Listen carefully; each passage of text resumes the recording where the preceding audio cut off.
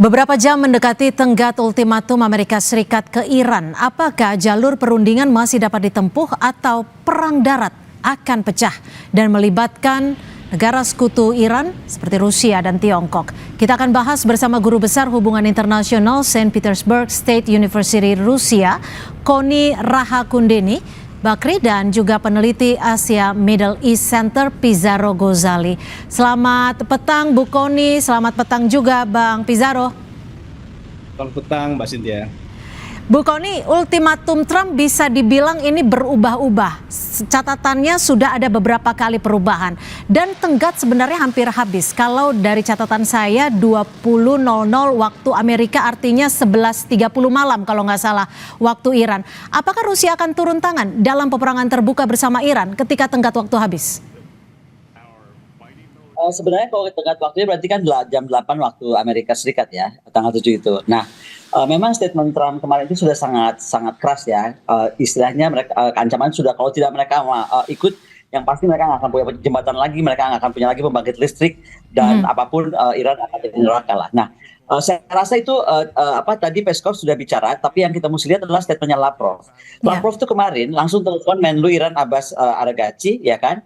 Dan dia bilang bahwa bagaimanapun Rusia ini udah muncul nih Rusia ya. Seperti harapan saya kan yang lalu saya bilang Pakistan tuh mungkin nggak akan terlalu berpengaruh, tapi yang akan ditunggu Rusia dan Cina. Nah, kemarin Lavrov menyatakan bahwa Rusia mendukung upaya meredakan ketegangan ini. Dia ingin normalisasi di Timur Tengah jangan mangga. Nah, artinya juga bagaimana kemudian mereka tidak mau ikut ultimatum yang disampaikan dan menyarankan Amerika Serikat nggak usah lah memberikan ultimatum semacam itu, tapi pilihlah jalur negosiasi. Nah, bagaimana juga intinya juga disampaikan oleh Rusia, oleh Lavrov, intinya kita tuh prioritaskan hentikan perang, baru bereskan Selat Hormuz. Jadi jangan pakai ultimatum, dibalik nih dengan konsepnya Trump. Trump kan serang dulu Hormuz, ya kan? Ya. Babak belurkan Iran kira-kira, baru negosiasi. Nah, itu menurut Lavrov tidak bisa. Nah, Lavrov pun nggak sendiri. Lavrov langsung menelpon Menlu Wang Yi, dan mereka berdua sepakat bahwa memang secara fundamental menyelesaikan isu pelayaran di Hormuz itu atau supaya dunia tidak terdampak memang harus dengan gencatan senjata secepat mungkin. Oke, tapi gini Bu Koni, ketika perdamaian tidak bisa tercapai dalam waktu 48 jam, lalu dukungan apa nih yang diberikan Rusia seperti yang tadi disampaikan Bu Koni? Dukungannya dalam bentuk apa? Ini udah konkret ya. Mereka sudah minta sekarang Dewan Keamanan PBB untuk yang tadinya mengizinkan penggunaan kekuatan militer Bahrain misalnya untuk Selat Hormuz, mereka sudah menggunakan hak veto dan Perancis sudah ikut. Jadi ini artinya yang tadinya Bahrain dan Perancis saja sudah mau ke arah Amerika dengan gerakan Cina dan Rusia, mereka sudah sepakat sebaiknya tidak terjadi itu. Nah, mereka akan segera sidang nih kalau nggak salah minggu depan. Nah, tapi intinya adalah bagaimana membahas pendekatan objektif dan seimbang sehingga dialog lah yang dikedepankan, tapi pokoknya ceasefire, ya kan? Kemudian tidak menggunakan militer ataupun juga ultimatum apapun juga. Nah, di sini yang kita lihat kekuatan di Dewan Keamanan PBB yang dimiliki oleh Cina dan Rusia itu ternyata sangat berpengaruh. Itu kenapa saya bilang dengan segala hormat bantuan Pakistan itu bagus awalnya. Tapi mereka akan perlu dua raksasa ini turun, dan sekarang dua raksasa ini sudah turun, dan juga bukan cuma turun tapi sudah ada koordinasi mendalam antara Cina dan Rusia. Kita bisa lihat misalnya pernyataan Duta Besar Fu Chong ya, dia bilang bahwa penggunaan kekuatan itu akan dilegitimasi kalau tidak akan legitimasi kalau akan memperburuk keadaan. Kemudian Duta Besar kita di Rusia, Duta Besar Rusia di Nebenzia bilang bahwa solusinya pokoknya permusuhan itu hentikan dulu, itu aja dulu. Itu kenapa akhirnya Perancis juga menolak dan juga Bahrain tidak jadi.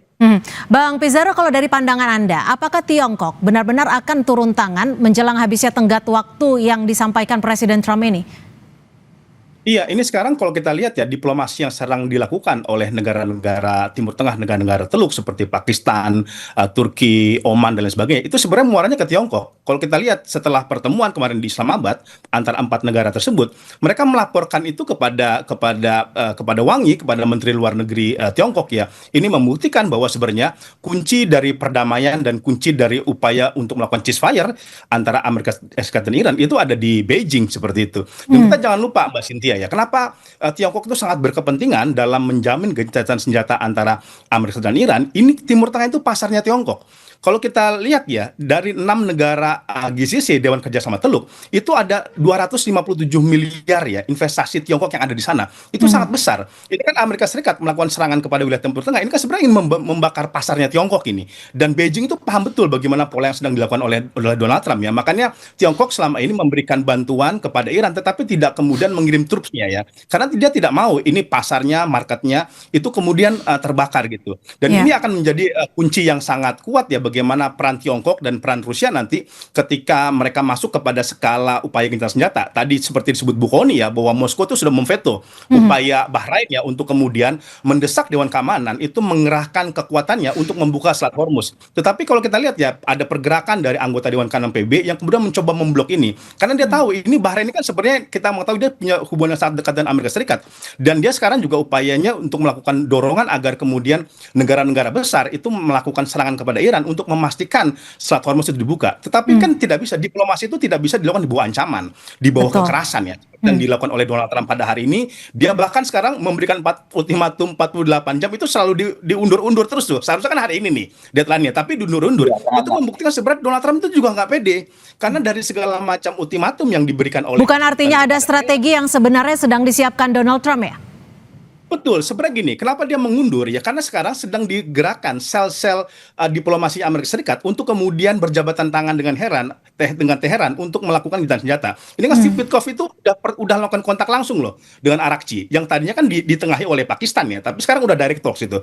Ini artinya sebenarnya Amerika Serikat juga tidak betul-betul siap untuk berbenturan dengan Iran. Kita lihat Mbak Sintia ya, ini baru pertama kali pesawat-pesawat Amerika Serikat itu ditembak jatuh di dalam Teheran. Ini kejadian kemarin juga pilotnya akhirnya direscue sama Washington. Ini artinya ultimatum ancaman itu tidak menggentarkan Iran. Dan kan bahasa Iran itu lu jual gue belilah kayak gitu ya. Karena dia sekarang di atas angin kayak gitu ya.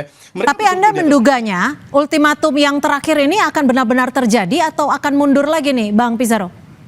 Jadi gini, ultimatum yang disampaikan oleh Donald Trump itu sebenarnya bukan benar-benar ingin melakukan serangan, tapi ini daya tawar sebenarnya kepada Iran ya untuk masuk ke meja perundingan. Sekarang Mbak Cynthia, kita mengetahui ada proposal gencatan senjata 45 hari yang diinisiasi oleh negara-negara Teluk ya, dan kemudian ini sedang dibahas di internal. Ini sebenarnya juga bukan proposal untuk benar-benar mencari perdamaian, tapi ini last minute diplomasi ini bahasanya nih.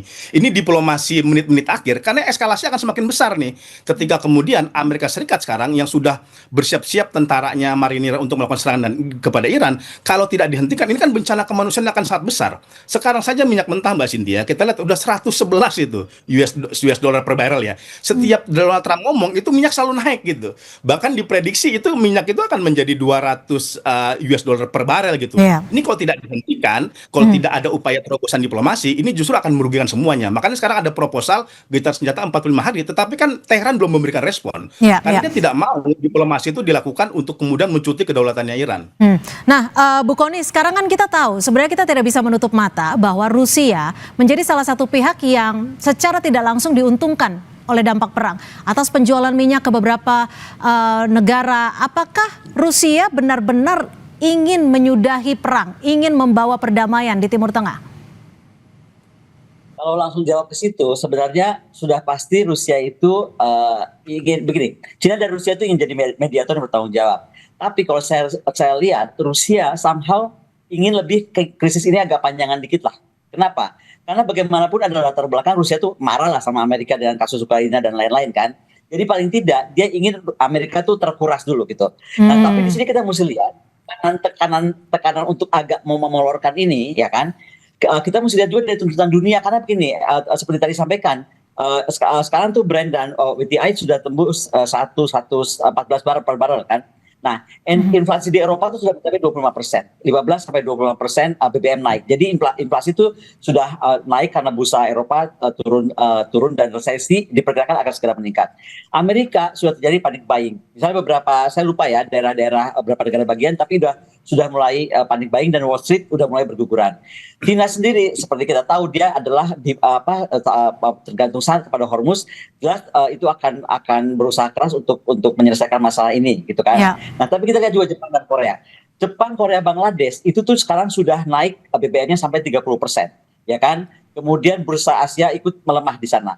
Yang paling mengerikan adalah Afrika seperti Ethiopia dan Mesir. Mereka itu paling parah, Mbak, karena sekarang tuh mereka sudah bisa berjam-jam antara di SPBU Ya. dan juga nilai inflasi pangan sudah meningkat. Nah, dari negara-negara yang saya sebutkan dari beberapa kawasan itu pasti akan juga mendorong ya kan dunia untuk segera mengakhiri. Jadi ada permainan waktu di sana. Tapi yang menarik kan kalau kita perlihatkan Indonesia ini jadi anomali nih dari kasus Ya. dunia, ya Ya. kan?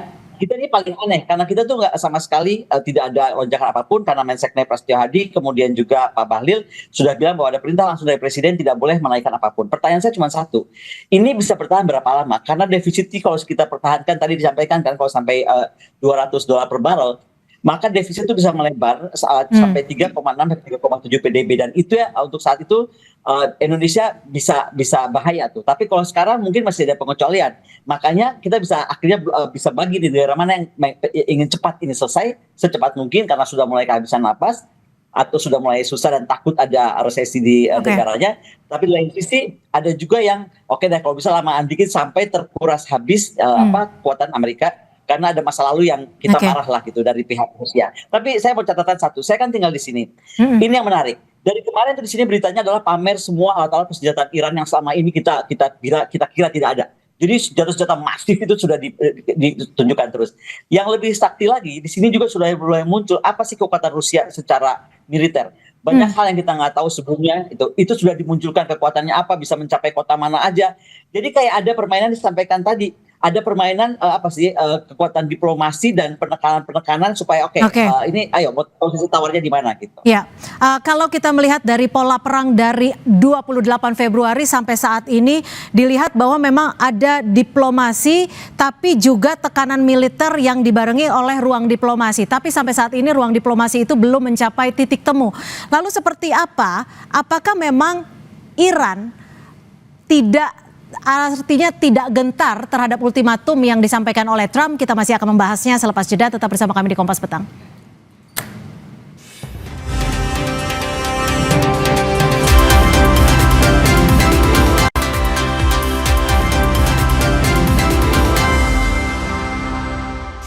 Beberapa jam mendekati tenggat ultimatum Amerika Serikat ke Iran. Kita masih membahasnya bersama Bu Kony dan juga Bang Pizarro.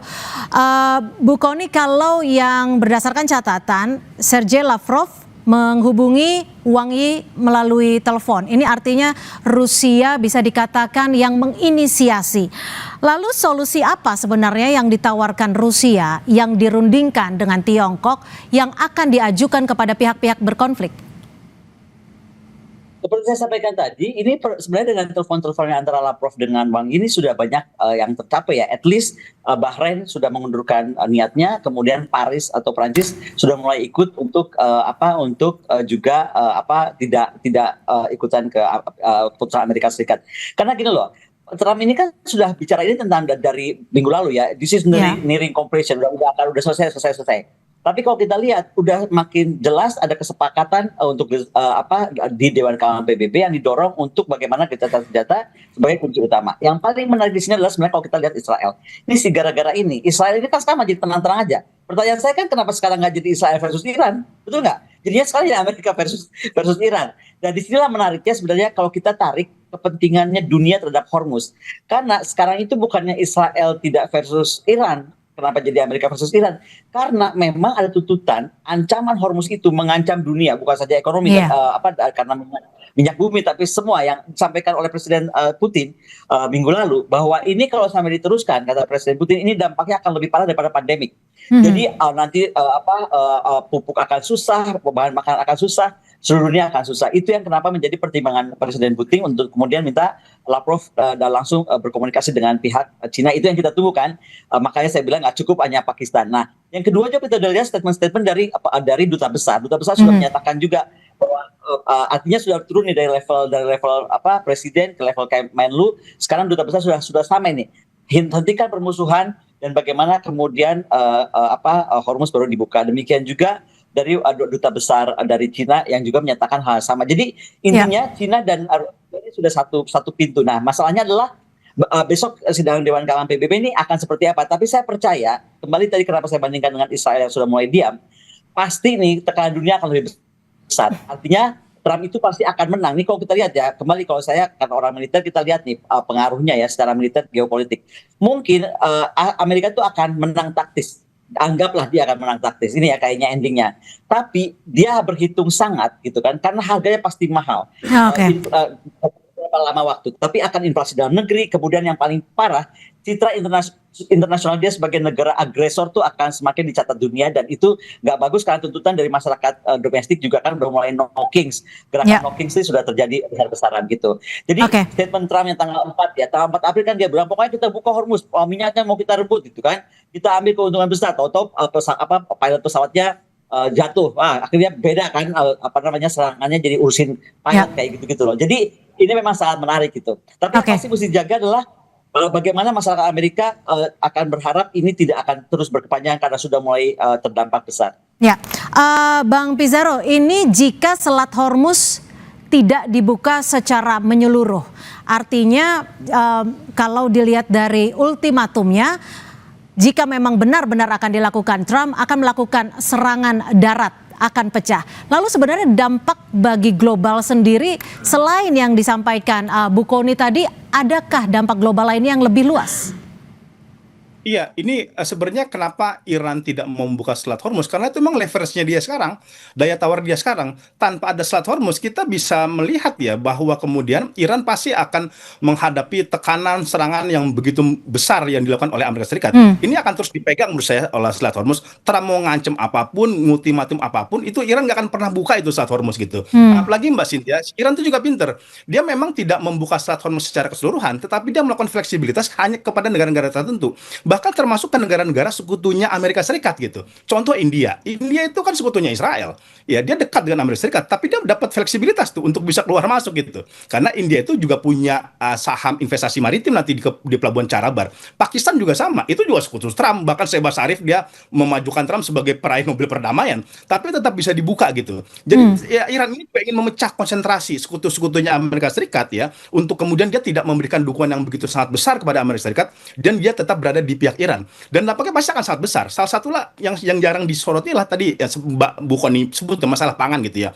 Itu Badan Pangan Dunia Mbak Cynthia sekarang udah mengatakan ya, ada sekitar 40 juta orang akan mengalami kelaparan akut nih. Ketika kemudian Selat Hormuz itu ditutup dan kemudian memberikan dampak energi secara luas gitu. Apalagi sekarang yang kelaparan akut itu udah sekitar 300 juta orang gitu. Dan ini menurut saya akan menjadi daya tawar yang sangat kuat oleh Iran kepada Donald Trump untuk kemudian benar-benar Amerika Serikat tidak lagi melakukan serangan kepada Iran dan juga kepada infrastruktur strategis. Tetapi kan masalahnya bukan di Iran, masalahnya di Donald Trump dan juga di Israel gitu ya. Bahkan nih kalau kemudian Trump itu bisa nginjek rem, Israel itu akan nginjek gas tuh terus-terusan gitu. Karena kalau terjadi negosiasi gitu senjata terjadi antara Amerika Serikat dan Iran, yang paling dirugikan itu Israel. Israel akan tetap kemudian melakukan provokasi-provokasi yang lainnya untuk melakukan perang ini terus berlanjut. Oke, tapi apakah ini artinya tekanan yang diberikan Amerika Serikat kepada Trump ini tidak efektif? Artinya dalam kata lain, Iran sebenarnya menunggu negara-negara yang terdampak akibat tertutupnya Selat Hormuz untuk kembali justru menekan Amerika Serikat? Betul, Iran nggak akan terpengaruh gitu ya dengan adanya ultimatum dilakukan oleh Trump. Kita lihat ultimatum ini kan udah dilakukan berkali-kali. Polanya Trump itu kan gini, memberikan pressure, nanti ada kesepakatan, pressure lagi dan sebagainya. Ini sekarang masalahnya bukan teknis, masalah diplomasi. Seberapa banyak diplomasi dilakukan, tapi Iran itu udah krisis kepercayaan. Karena jangan lupa, ini diplomasi yang ketiga loh. Dia nggak mau tipu ketiga kalinya itu terjadi oleh Amerika Serikat. Artinya dia akan benar-benar memastikan apakah diplomasi ini bisa berjalan dan tidak lagi Amerika Serikat dengan sangat pongah itu bisa melakukan serangan kepada Iran. Bu Kony, sejauh mana sebenarnya dorongan perdamaian yang akan dilakukan Tiongkok, Rusia, dan juga negara-negara lain yang sebenarnya sangat terpengaruh terhadap ditutupnya Selat Hormuz ini didasari oleh faktor apa saja selain kemanusiaan dan juga ekonomi? Jadi gini, kalau dorongan itu pasti akan cepat karena saya bilang tadi kan segera akan rapat di Dewan Keamanan PBB. Tapi yang kita mesti lihat tadi pertanyaan menarik, resikonya apalagi negara mana lagi akan mendorong. Kita harus lihat ada resiko di kawasan ketika pengaruh Irak itu bisa bangkit. Itu juga sedang dihitung pasti gitu kan. Bagaimana ISIS bisa bangkit, bagaimana Daesh akan kembali gitu. Dan lebih dalam lagi kita mesti lihat ya. Ini kita lihat dari faktor temannya Amerika lah yang juga jadi kesel kali kan gara-gara lu nih gue jadi repot. Pertama kita lihat Dubai. Dubai itu ya sekarang pariwisatanya ambruk total. Ya kan, kemudian ribuan ekspatriat jutawan-jutawan itu sudah main pergi aja meninggalkan Dubai karena sudah merasa itu tidak aman sama sekali. reputasi Dubai sebagai the safe haven atau tempat yang seperti surga itu sudah ditinggalkan. Nah, malah Jeffrey Sachs kan bilang Dubai itu akan mati, menjadi kota mati. Nah, bagaimanapun efek Dubai ini akan berpengaruh pada negara Teluk lain yang akan berpikir Abu Dhabi dan lain-lain. Pasti nggak mau dong kena spill over dari perang ini gitu. Nah, jadi menurut saya apa yang disampaikan Trump ingin selesai or finish the job seperti yang dia sampaikan beberapa kali, enggak semudah itu karena Iran tadi seperti disampaikan dia menggunakan perang Teluk Hormuz ini sebagai senjata geopolitik strategik dia gitu loh. Dan menarik sebenarnya dengan memainkan yang ini boleh, yang ini nggak boleh gitu, atau ini mesti begini, ini nggak boleh begitu. Ini menarik. Tapi tuntutan lain juga adalah bagaimana sekali lagi orang sekarang mulai berpikir panjang tentang Timur Tengah kalau ini tidak segera mereda. Bagaimana Hizbullah, Houthi itu kan akan terlibat juga ke sana, dan bagaimana juga balas dendam sporadis akan terjadi. Nah, ini yang mungkin juga sedang diukur. Jadi nggak semata negara yang bertikai, tetapi dampak geopolitik kawasannya akan seperti apa, dan itu pasti ada tekanan. Karena nggak mungkin negara-negara Teluk, terutama Dubai di sini, yang akan membiarkan ini berkepanjangan sehingga dia mati total. Dan karena ekonomi Dubai, saya juga baru tahu ya, ternyata 90% itu jadi orang asing yang tinggal di Dubai. Ini bagaimana dengan kepintaran ini, Iran tuh menurut saya strateginya kali ini canggih banget. Dia nggak menghajar pangkalan militer Amerika di Dubai, yang dia hajar airport sipil kan, sehingga langsung ekonomi semua tersentak dan berhenti. Yang berpengaruh langsung. Baik, terima kasih Guru Besar Hubungan Internasional Saint Petersburg State University Rusia, Ibu Koni Rahakundini, dan juga peneliti Asia Middle East Center, Bang Pizarro Ghazali. Terima kasih sudah berbagi perspektif di Kompas Petang. Selamat sore.